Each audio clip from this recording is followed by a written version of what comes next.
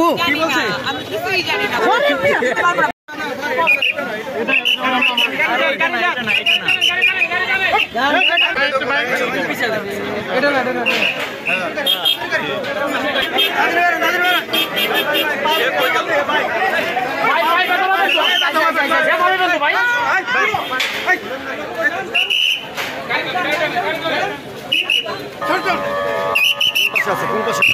আগে খেয়াল করেন কোন পাশে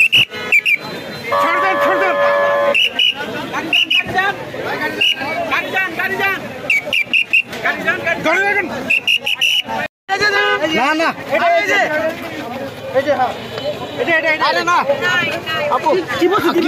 ওয়ালটন বিএলডিসি ফ্যান খরচ বাঁচো 65% পর্যন্ত। ওয়ালটন বিএলডিসি ফ্যান ছড়ায় স্বস্তির সবুজ হাওয়া।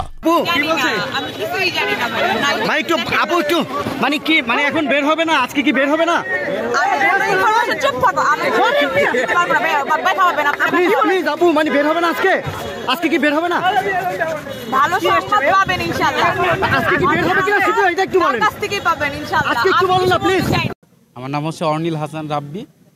আমি হচ্ছে নুসরাত ফারিয়ার পাবলিক রিলেশনস দেখি। না এইটা অভিনয়ের জন্য না, দেখেন ওই সিনেমাতে কিন্তু আরও অনেক অভিনয় শিল্পীরা অভিনয় করেছে।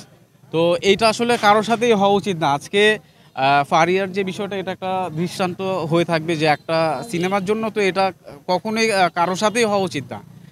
আর অভিনয় শিল্পীদের কাজই হচ্ছে অভিনয় করা। তো আমরা চাই যে এরকম আসলে মিথ্যা মামলা বা ভুয়া মামলা ভবিষ্যতে যেন কোনো আর্টিস্টের সাথে না ঘটে। এরকম হয়রানিমূলক কাজের জন্য কিন্তু দেখেন একটা মানুষের ক্যারিয়ারে ধ্বংস নেমে আসে। তো সেই জায়গা থেকে তো সে তো যেটা ফেস করলো, এটা তো মানে সে তো এটার জন্য এখন সাফারার। একটা যে ট্রমা যে তার ভেতর ঢুকে গেছে, এই ট্রমা থেকে বের হয়ে আসতে আসলে এখন কতটা সময় লাগবে এটা আসলে বোঝার বিষয়। বা তার যে আসলে ক্ষতিটা হলো, এই ক্ষতিটা রিকভার হতে কতদিন লাগবে এটাও মানে ভাবনার বিষয়। আগে থেকে অ্যাপয়েন্টমেন্ট নেওয়া ছিল থাইল্যান্ডে ডক্টরের কাছে। সে চিকিৎসার জন্য যাওয়ার কথা ছিল এবং আবার চলে আসার কথা ছিল।